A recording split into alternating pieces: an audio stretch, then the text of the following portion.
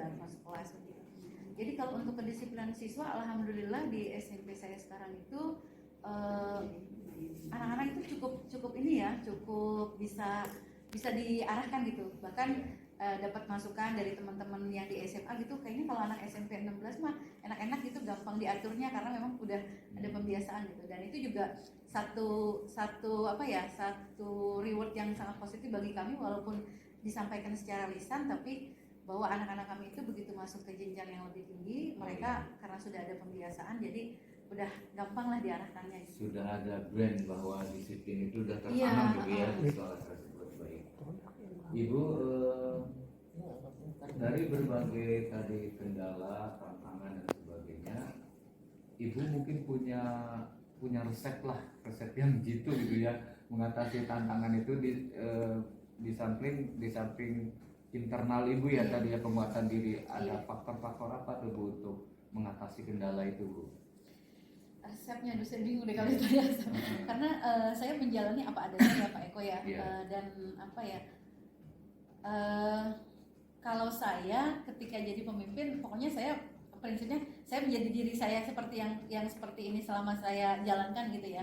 Budaya belajar saya coba tularkan, kemudian komunikasi saya dengan teman-teman. Kalau yang saya teman-teman suka ngobrol gitu, Ibu kalau ngomong sama Ibu sekarang udah nggak canggung, jadi nggak ada dulu kan kalau mau ketemu kepala sekolah kayak misalkan mau praobservasi itu orang-orang suka canggung. Kalau Ibu karena Ibu pembawaannya juga ini ramah atau gimana, jadi kita ngerasanya enak gitu. Itu masuk dari teman-teman kadang suka ngomong kayak gitu.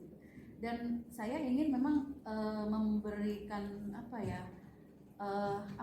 saya ingin teman-teman tahu bahwa posisi kepala sekolah itu sekarang bukan orang yang ngasih perintah gitu, tapi kita sebagai pendamping guru supaya ini sekolah maunya dibawa kemana nih gitu. Jadi teman-teman bisa nanya sama saya, mungkin misalkan seperti ini, hari ini saya dapat tambahan ilmu baru yang pasti tentu akan saya bagi ini nanti di kobrol saya gitu. Jadi menghilangkan gap antara pimpinan dengan bawahan. Jadi bukan saya bos, saya bukan pimpinan yang Bapak Ibu harus nurut, tetapi ayo Bapak Ibu mana yang bisa saya bantu, mana yang bisa saya fasilitasi, kita rumuskan bersama, seperti itu Pak. Mungkin jadi yang resep saya pertama berarti mungkin menjalin kedekatan dulu deh, menjalin kedekatan dengan guru-guru, karena guru saya banyak Pak, pegawainya ada 66 orang, gurunya itu 54.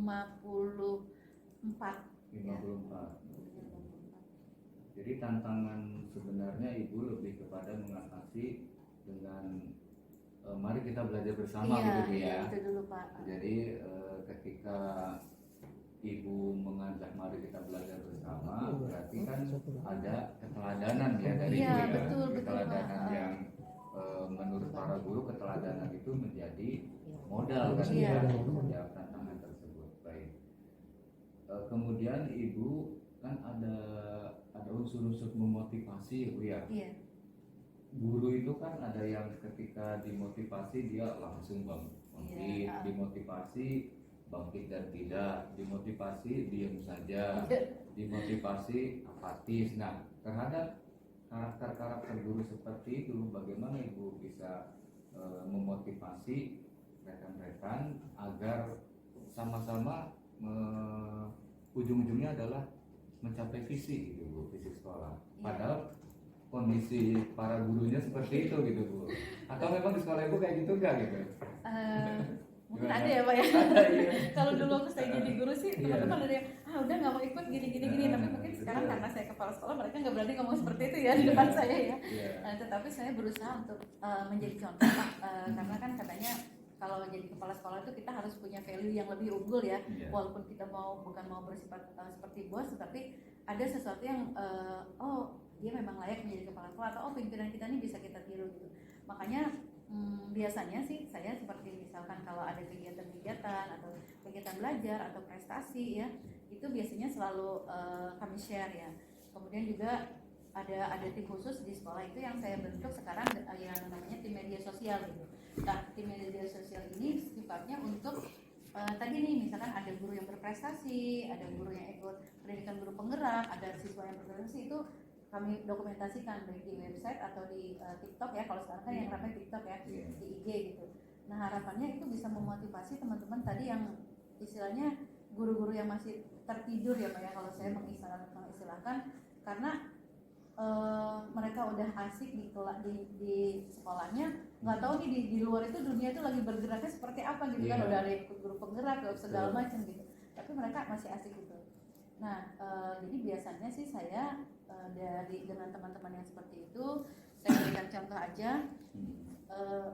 Terserah, misalkan kadang ada juga teman-teman yang begitu update status saya komentarin kan, misalkan oh dia berhasil menerbitkan buku nih gitu kan, oh selamat ya Bu gini-gini, terus besoknya dia dihapus, kenapa dihapus, malu Bu habis dikomentarin Ibu gitu kan. Nah, nggak apa-apa, itu kan jadi motivasi, motivasi gitu kan. Nah, tetapi tadi Pak ada kekhawatiran kalau misalkan dari guru-guru baru itu biasanya masih merasa takut untuk berprestasi, takut untuk beraktivitas di sekolah secara full karena masih baru kok gini-gini gitu.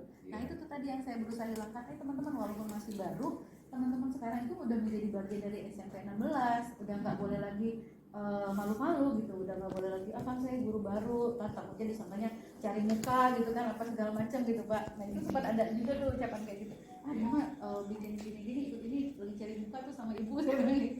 Ya memang harus cari muka gitu kan, saya bilang bagaimana saya tahu bapak ibu punya prestasi apa, punya kompetensi apa kalau memang tidak pernah diperlihatkan gitu. Jadi seperti itu Pak.